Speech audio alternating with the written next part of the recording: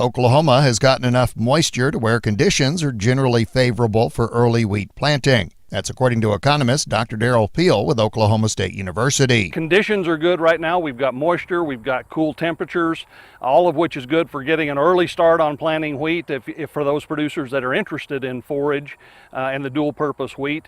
Now we have to watch that going forward. It's no guarantee at this point. Early planted wheat is more susceptible to armyworms and a variety of other things, and of course the moisture could turn off. It kind of did that last year. But nevertheless, the conditions are good, and so I think producers are thinking about that. They're in many cases getting a start on planting wheat, and they're also starting to think about the economics of buying cattle and grazing through the winter and so on. And this is the time for it. Peel says producers are getting a nice head start thanks to soil moisture and cooler temperatures. They really are. The producers that are very interested in forage start looking in late August, early September, call it Labor Day plus or minus, for conditions where they can get wheat planted soon thereafter. So, we're right at the time right now, middle of September, where producers are, if they've got moisture, they've got those soil temperatures down where that wheat will germinate quickly, they get a real head start on having wheat forage. If they get going right now and get it out of the ground, they can be ready for grazing potentially by the end of October. And that forage will be most welcome.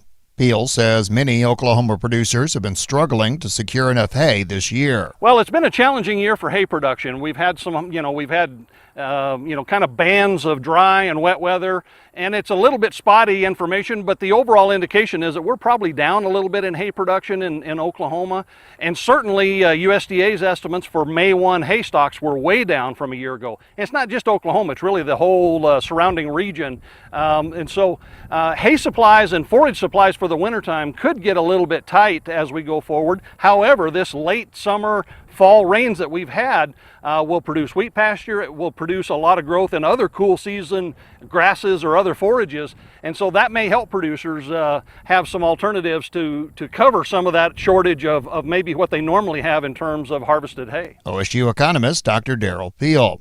Oklahoma producers interested in graze and grain or graze only typically plant winter wheat in mid to late September. Grain only winter wheat will often plant in mid to late October.